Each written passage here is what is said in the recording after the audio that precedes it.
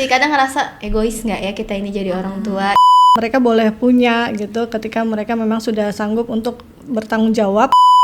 Bagaimana sih cara Ustazah untuk menjaga keseimbangan antara pekerjaan dan waktu bersama anak nih? Assalamualaikum warahmatullahi wabarakatuh. Hai teman bicara, bertemu lagi dengan saya Novi dalam podcast Teman Bicara dengan judul Mendampingi Anak Tumbuh di Era Digital. Alhamdulillah, terima kasih buat teman-teman yang sudah mampir di link YouTube kita. Terima kasih untuk like dan subscribe-nya. Jangan lupa, karena untuk memotivasi kita dalam memberikan informasi dan juga karya kepada lingkungan sekitar. Nah, alhamdulillah telah hadir di hadapan kita dua sosok yang menginspirasi dan sedang sibuk-sibuknya dalam mengukir karya bagi generasi bangsa. Alhamdulillah. Assalamualaikum Ustazah. Waalaikumsalam warahmatullahi wabarakatuh. Alhamdulillah. Selamat datang di podcast Teman Bicara, ngobrol apa aja selalu ada temannya. Tapi sebelum kita mengobrol lebih dalam nih, boleh kita perkenalan dulu? Nama saya Ustazah Dian Dianasari. Alhamdulillah untuk sejak tahun 2025 awal diberikan amanah sebagai Waka Kesiswaan SMP IT Istiqomah dan juga masih memegang mata pelajaran IPA sebagai guru IPA seperti itu. Terima kasih. Masya Allah. Selanjutnya nih, yang cantik di sebelahnya Ustazah Dian ini ada siapa ya? Ustazah, perkenalkan nama saya Ustazah Sela Yolanda. Saya di SD IT Istiqomah. Saya amanah guru wali kelas 6. Masya Allah. Ini kan dua-duanya ini salah satu ibaratnya seorang ibu rumah tangga dan juga seorang wanita karir lah ya, bekerja juga di sela-sela kegiatannya sehari-hari. Ini kita coba mau ngobrol-ngobrol terkait bagaimana POV parenting atau pola asuh yang sekarang dijalani nih Ustazah. Kalau ini kan dari dua narasumber bisa kita lihat bahwa memang ini terdiri dari dua generasi yang berbeda ya Ustazah. Iya, betul. Nah, kalau Ustazah Dian dari generasi apa tuh Ustazah? Generasi X ya. Generasi X, benar. Kalau ibu saya. Oh, ibu saya. Kalau Ustazah Sela dari generasi apa nih? Milenial. Benar, sama kayak saya. Nah, kita akan coba nih, kita gali informasi lebih dalam terkait pola asuh dan parenting yang sudah diterapkan dalam keluarga dan juga anak-anak. Nih yang pertama, bagaimana sih menurut Ustazah, pandangan Ustazah Dian terkait tantangan terbesar dalam posisi Ustazah sebagai ibu rumah tangga, tapi juga sebagai ibu bekerja, apakah ada tantangannya selama ini Ustazah?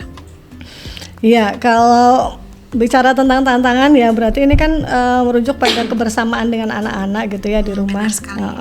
Jadi flashback sebenarnya, karena sekarang sudah memang sudah tidak bersama anak-anak ya. Iya, benar. Jadi kalau flashback saat anak-anak masih kecil-kecil, masih sekolah semua ya, itu tantangan terbesarnya adalah bagaimana bisa berbagi peran secara adil, baik sebagai ibu dan juga sebagai pekerja atau sebagai guru. Berikan porsi yang sama lah ya. Begitu. Yang sangat menjadi tantangan adalah keterbatasan waktu, karena memang bekerja kan juga sudah sampai sore juga, dan kadang juga masih ada kegiatan-kegiatan lain di gitu luar ya. Aktivitas mengajar ya. Betul. Jadi artinya memang dengan keterbatasan waktu itu yang menjadi tantangan tersendiri, bagaimana tetap bisa hadir ya bersama anak-anak di saat memang mereka benar-benar membutuhkan kehadiran kita seperti itu.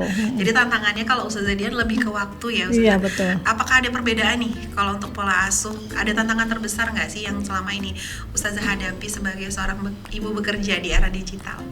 Kalau saya sih cenderung sama ya, karena kita sebagai pekerja, karena kita lebih merasa kekurangannya waktu. 24 jam aja kayaknya kurang deh. Kayaknya kurang, tambahin 30 tambahin ya. Soalnya sama, kita juga berharapnya kita bisa membagi porsi bekerja di rumah seperti itu. Ya tantangannya di situ, bagaimana kita lelahnya di sekolah sampai rumah kita, ya lelahnya itu udah nanti dulu. Di rumah kita harus dengan energi baru, semangat baru dengan anak-anak ya. Itu paling tantangan terbesar tuh lebih ke, jujur kalau saya lebih perasa juga ya, kadang punya rasa bersalah ke anak ya. Ya, lebih menyalahkan diri, tapi saya ya udah melakukan yang terbaik kok ya, buat anak gitu. Ini yang baik kok banget. Jadi lebih tantangannya tuh kadang gimana ya, meyakinin diri ini tuh yang terbaik kok, ini tuh buat mereka kok, memberikan apresiasi positif buat diri sendiri dan iya juga anak. lebih ke situ sih. Kadang ngerasa egois nggak ya kita ini jadi orang tua, ini lebih ke situ aja sih kadang tantangannya ya, melawan rasa apa ya, bersalah iya, itu sih benar kalau sekali. kita ya, kalau saya ya karena tipe-tipe ibu melo ini. Agak sensitif ya. Nah, betul, terkait itu seperti itu ya Ustazah, ada beberapa tantangan selama pola asuh atau parenting terhadap anak. Nih kalau Ustazah Dian, ada nggak sih, kan ini udah mulai era digital ya, Iya. ada nggak sih menurut Ustazah tantangan teknologi atau perubahan sosial yang mempengaruhi pola Ustazah yang sudah, pola asuh yang sudah Ustazah terapkan di rumah gitu? Iya, jadi kalau bicara tentang teknologi ya, pastinya ujung-ujungnya ke anak-anak itu adalah mudah terdistraksi, khususnya dengan adanya gadget, kemudian juga media sosial dan sebagainya gitu ya. Untuk pola asuh yang saya terapkan kepada mereka memang mengatur adanya rules kedisiplinan gitu ya. Khususnya kalau masalah gadget itu sendiri, rulesnya adalah mereka boleh punya gitu ketika mereka memang sudah sanggup untuk bertanggung jawab dan punya artinya kemampuan untuk beli sendiri gitu. Benar. Sehingga di situ saya juga ingin melihat bagaimana mereka bisa menghargai gitu, menghargai upaya-upaya mereka untuk bisa mendapatkan hasil yang mereka peroleh seperti Iya, itu. kita memastikan bahwa mereka siap secara mental Iya. maupun finansial. Ya. Betul, iya. Jadi artinya setelah mereka memiliki itu, dan juga ada keterbatasan juga kan, apalagi pada masa-masa anak saya yang pertama itu kan memang adanya medsos itu juga sangat terbatas gitu ya, sehingga ya yang dimiliki juga gadget atau gawainya juga hanya bisa akses untuk Telepon ya, atau telepon, SMS aja. SMS aja yang seperti itu. Kemudian semakin ke sana, alhamdulillah masih rulesnya sama gitu. Konsisten ya Ustazah? Iya, Benar. sampai anak keempat juga rulesnya sama gitu ya. Jadi tetap, cuma memang ada sedikit lah bantuan-bantuan dari orang sekitar gitu ya, keluarga kadang-kadang ya, iya benar. memberikan kemudahan-kemudahan untuk bisa menggunakan gadget miliknya. Misalnya kalau dari adik dia nggak punya, dia akhirnya minjem kakak gitu ya. Saling suportif nggak sih antara saudara ya? Nah, baik, kalau itu kan dari Ustazah Dian, ini kita coba lihat dari POV Ustazah Sela. Nah, kalau ini kan zamannya udah mulai berbeda ya. Ustazah Dian itu kan menghadapi perubahan zaman ya. Tapi kalau Ustazah Sela ini kan dihadapkan ketika memiliki anak, itu posisinya sudah ada teknologi ya. Menurut Ustazah, bagaimana Ustazah memanfaatkan teknologi dalam pola asuh anak nih? Oke, Ustazah. Sebenarnya saya sama kita kan juga belajar karena ibu baru newbie, lihat parenting seperti itu. Oh, bahaya gadget, screen time.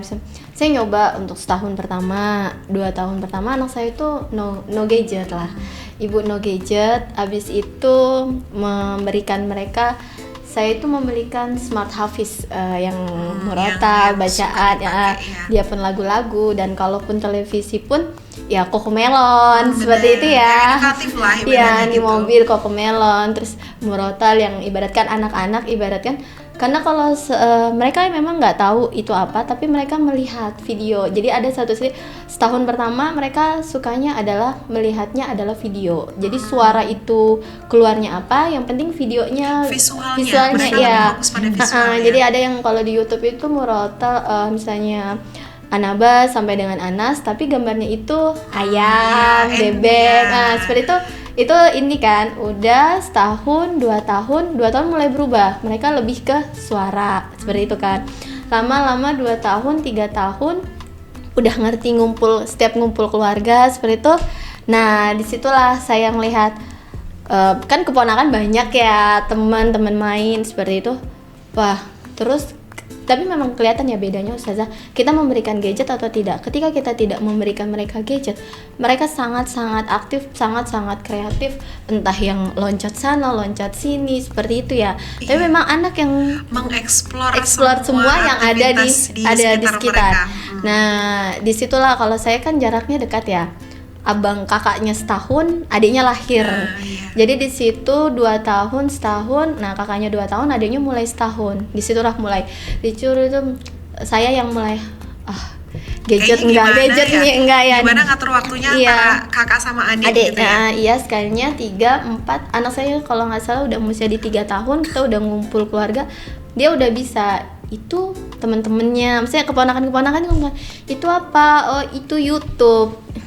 Mulai mempertanyakan Iya, sosial media yang dipakai sama teman-temannya. kok kan saya selalu bilang ini kalau anak saya ini punya orang dewasa, saya kan selalu, nah Smart Hafiz ini punya Anak-anak abang gitu kayak ya. seperti itu, jadi dia paham, oh kalau orang dewasa handphone, kalau saya ini. Tapi kan setelah itu lingkungan kan yang melihat kita lagi, Memberikan dampak ya akhirnya. iya, misalnya kita lagi makan di luar, orang tua dengan anaknya pegang handphone, otomatis kan dia mempertanyakan, kata ibu saya itu untuk orang dewasa, tapi anak-anak Pada kenyataannya caranya enggak. Nah seperti itu dia loh kok maksudnya dia model protes, itu kakaknya ini. Nah terus sampailah di titik ketika anak saya mau join, dia bercerita itu jalan 4 tahun itu langsung, anak saya kan memang sudah daycare langsung TK ya, 4 tahun otomatis dia udah punya temen seperti itu. Sampai di titik dia, ibu ini apa ya? Dia bertanya, dengar itu dari mana? Dari teman.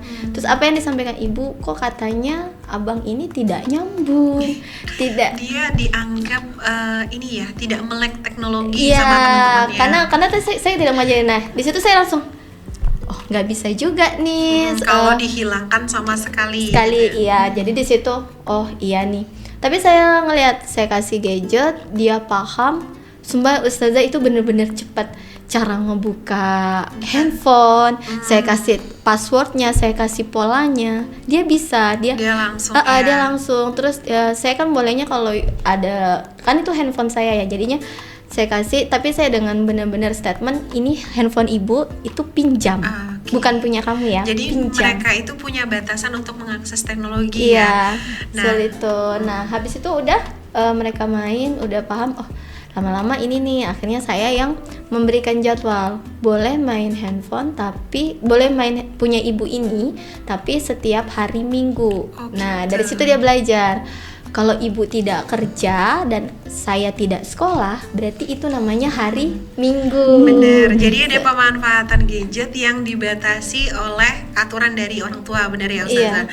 Nah, boleh kita lanjut ke yang poin selanjutnya nih Ustazah. Dengan berbagai teknologi, kemudian aktivitas kita yang bekerja, bagaimana sih cara Ustazah untuk menjaga keseimbangan antara pekerjaan dan waktu bersama anak nih? Kalau dari Ustazah Dian gimana? Selama bekerja dulu. Iya. Jadi memang kalau setiap hari rutinnya kan pulangnya sore gitu. Apalagi kalau ada yang saya sampaikan Aktivitas tadi di luar aktivitas mengajar ya. luar. Jadi di tahun-tahun pada saat anak-anak saya masih kecil-kecil memang aktivitas yang luar biasa juga di luar tuh, bahkan sampai mohon maaf bisa sampai malam saya. Lembur ya. Bisa berarti, lembur Ustazah. gitu ya. Jadi istilahnya ada kegiatan nyambung, setelah ada sekolah nyambung lagi di luar seperti itu. Tapi memang artinya apapun, khususnya kalau saya dengan anak-anak itu lebih bersama itu pada saat dia butuh untuk belajar seperti itu. Jadi misalnya, oh saya banyak punya waktunya gitu ya, misalnya di hari Ahad atau mungkin di hari Sabtu gitu. Jadi benar-benar di situ yang banyak dikuliknya adalah apa yang belum kamu pahamin gitu dari pelajaran. Jadi banyak ngobrolnya itu lebih ke banyak permasalahan-permasalahan kesulitan belajar gitu. Bahkan kalau anak-anak saya tuh sudah punya kebiasaan tuh begini, oh saya belum boleh tidur dulu kalau belum ketemu dengan Umi. Oh, gitu. Seandainya Umi belum pulang gitu. Nah biasanya pada nunggu gitu. Atau mungkin kalau mau ujian ya abang atau siapa, pastikan ya ketemu Umi dulu ini supaya Umi yakin kalau kamu udah siap gitu. Ada waktu diskusi sebelum tidur. Ya Ustazah ya. Iya, selain itu juga biasanya untuk lebih kepada misalnya mereka tuh kan kadang-kadang ada waktu full dengan kayak SAS gitu ya. Dia tuh udah tahu bahwasanya saya harus ngecek gitu, ngecek misalnya kesiapan dia udah mapan belum belajarnya, walaupun dalam proses belajar Mereka mandiri. mandiri, tapi tetap biasanya saya nyanguin gitu, ini ya. Dikasih review atau bekalnya dulu Iya ya. gitu, misalnya saya buat rangkuman belajar ini ya, nanti Umi pulang, nanti kita diskusi, kita abang tanya yang mana yang nggak bisa, kakak mana yang nggak bisa, atau Umi yakinkan memang kakak udah nguasain materinya seperti itu, Iya. seperti itu lebih banyak kebersamaannya khususnya pada saat itu mampunya cuma Quality itu. time ya Ustazah, artinya tidak melepas secara mandirinya, lepas banget, tapi Iya. memang memberikan porsi yang lumayan cukup untuk anak-anak gitu. Iya, Nah seperti ini itu. kalau dari Ustazah Dian terkait menjaga keseimbangan di antara Ustazah Sela nih, apa yang Ustazah rasakan perbedaan ketika Ustazah dibesarkan oleh orang tua dengan cara Ustazah sedang pengasuhan, ibaratnya pengasuhan orang tua ke kita dan pengasuhan anak-anak oleh kita? Ada nggak sih perbedaan yang Ustazah rasakan sekarang? Beda banget ya. Kayaknya bener kata Budian dulu, saya dulu tuh dibesarkan apa yang saya mau ya saya harus berusaha, saya harus udah ya gimana caranya ibaratkan Struggle dulu ya. iya berjuang dulu. gimana mendapatkan apa yang saya mau, seperti itu, menabung. Kalau kamu mau ini ya kamu harus nabung, kalau nggak. Kalau anak saya ini kan memang belum paham akan hal itu ya, karena kan anak saya masih 5 tahun dan yang ada mau 4 tahun. Cuman perbedaannya gimana ya Ustazah? Saya tuh ngerasa dulu itu orang tua itu kita itu bener-bener yang keras. Mengalami masa-masa sulit nggak? Iya benar. Keras, jadi sekarang perasaan saya dulu kalau mau ini tuh saya usaha banget Untuk mendapatkan sesuatu, kita harus melakukan sesuatu. Nah, saya mengajarkan itu ke anak saya. Saya mengajarkan anak itu ke anak saya. Kalau abang mau ini, abang harus nabung. Oh, oke. Nabung itu ya uang jajan. Ibu, mereka karena anak saya masih kecil belum paham ya. Jadi kalau punya uang ini tuh ditabung, atau ini kalau misalnya ini namanya nabung. Kalau mau ini, jadi jajannya dikurangin. Saya ngajarin. Tapi karena memang mereka belum, cuma mereka paham kalau mau sesuatu berarti harus nabung ya. Iya. Cuman anak saya itu kan karena masih kecil ya, jadinya taunya itu kan orang-orang di lingkungan, oh ya ibunya kerja buat cari uang. Uangnya buat mereka, ya. gitu ya. Jadi saya pernah di momen adalah ibu mau beli mainan, misalkan, oh oke, baru sekalinya ibu ada uang tidak? Mereka sudah nanya gitu kan. Kenapa memang? Kalau tidak ada uang, ibu kerja aja. Nanti aku tunggu di rumah Mbah. Jadi mereka itu hidup, kalau kita pada kesimpulannya adalah pengasuhan pada saat kita masih kecil itu mengalami masa-masa sulit. Tapi ketika mengasuh anak-anak kita berusaha mereka jangan sulit. Kita akhirnya mengobati yang sakitnya kita. Tapi yang diobati mereka. Nah, gitu ya. Jadi saya juga sebagai ibu jangan sampai dia pengen sesuatu itu kayaknya berat banget, tapi saya juga nggak mau kehilangan nilai bagaimana ibu saya mengajarkan saya ya. Nilai positif. Karena saya juga nggak mau anak saya nanti mau ini harus ada, harus sekarang, harus ini. Saya juga mau mengajarkan ini seperti ini. Saya tetap mengajarkan rules-nya. Kamu kalau mau sesuatu ya harus nabung, kamu kalau mau ini ya harus seperti ini, dan mereka paham. Oh iya, aku mau sesuatu berarti aku harus kerja kalau seperti itu. Oh harus ini. Jadi mereka paham itu. Paham apa yang harus dilakukan. Kalau misalnya mereka mau mendapatkan hak, biasanya harus melaksanakan kewajibannya dulu. Iya betul. Nah ini kan terkait pola asuh dan bagaimana cara kita parenting ke anak nih.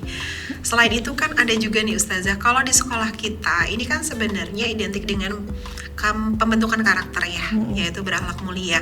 Nah, sedangkan bagaimana menurut Ustazah nih, bagaimana Ustazah mengajarkan nilai-nilai seperti disiplin, tanggung jawab, serta empati kepada anak-anak, atau ada nggak sih kira-kira metode tertentu nih, mungkin oleh generasi X yang lebih berpengalaman daripada generasi milenial ini, mungkin ada trik-trik nih buat saya juga dan Ustazah Sela, juga buat teman-teman di luar sana.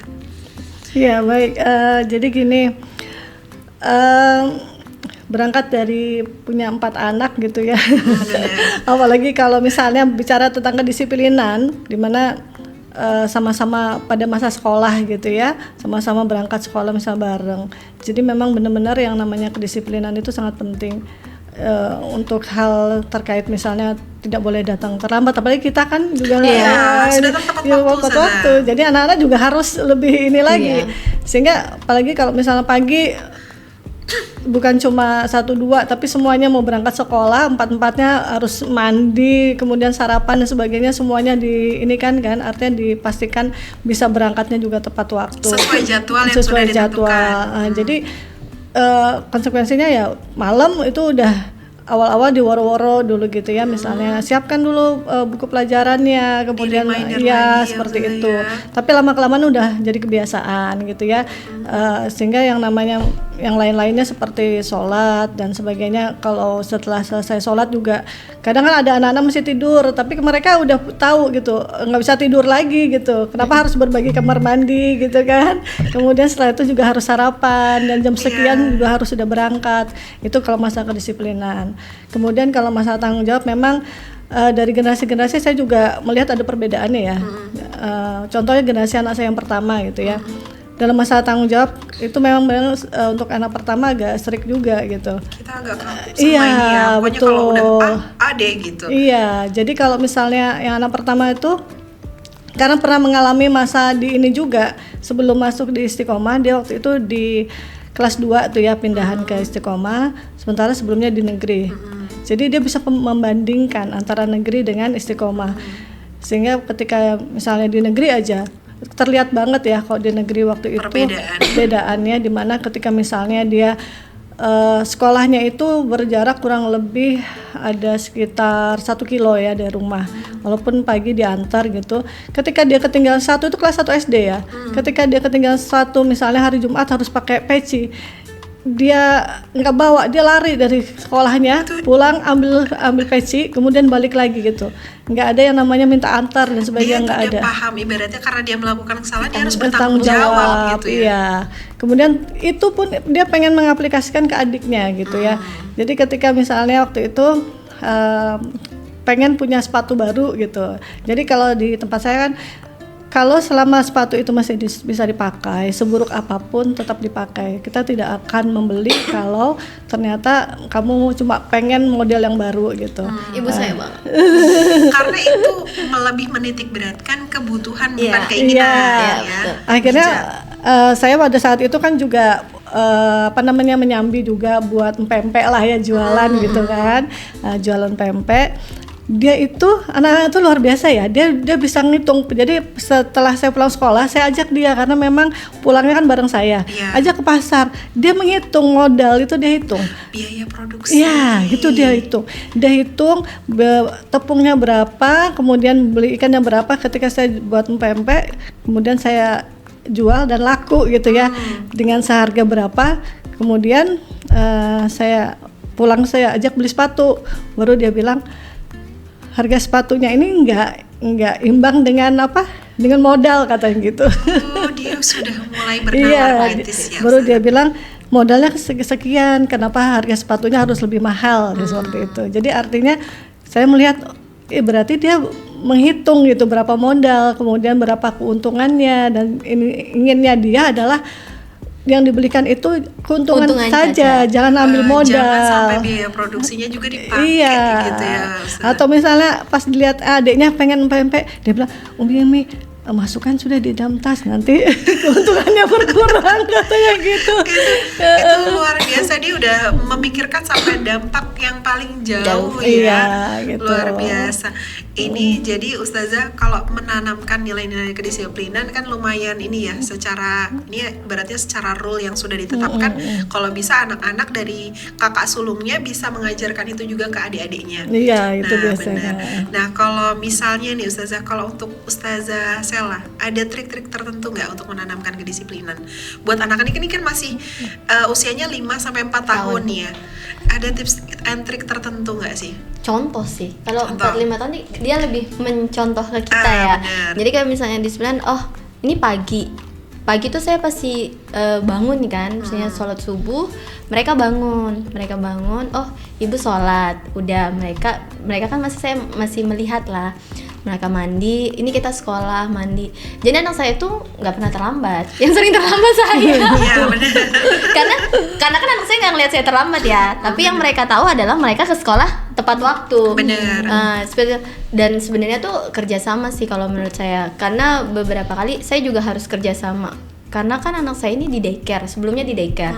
Jadi saya harus kerjasama sama gurunya dan saya, supaya ya apa yang kita lakukan nih sejalan. Karena kan kita mau membentuk karakter anak saya ya, dan terlebih kan saya menitipkan mempercayakan anak saya ke guru daycare-nya. Dan saya di sekolah, otomatis saya harus komunikasi anak saya seperti apa. Jadi tahu dan kita sejalan. Jadi anak saya tuh selalu, kita masuk 7.15, anak Dia saya tuh paham ya ya, schedule-nya. jam 6.20, 6.30, jam 7 itu udah di sekolah. Mereka udah di sekolah. Teman-teman sepi itu, teman-teman nggak ada tuh, mereka udah di sekolah. Nah, saya akibatnya mereka tahu, oh ini waktunya saya sekolah. Terus nanti siang itu ibu pulang, jadi siang itu harus tidur siang. Setelah tidur siang bangun, mandi, ibu pasti jemput. Nah, itu roles. Dan anak saya kan saya kasih kegiatan lah seperti taekwondo, seperti itu dia udah tahu, oh ini jadwal, ini disiplin. Nah, jadi saya juga, walaupun saya tahu pasti kalau pertandingan mereka kalah, tetap saya ikutkan. Jadi itu juga ngasih dia nilai proses sih sebenarnya. Iya benar. Jadi apresiasi. Dan mereka tuh juga lebih melihat ke contoh. Kalau saya disiplin, ibaratkan saya melakukan hal secara konsisten, mereka juga akan konsisten.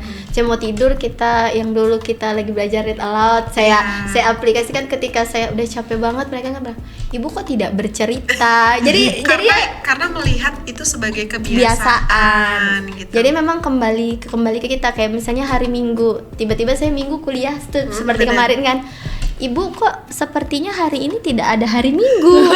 karena saya nggak ada di rumah. Ya, karena ada aktivitas terus ya. Iya, jadi dia rumah. taunya kalau dia libur sekolah tapi saya kerja, itu namanya hari Sabtu.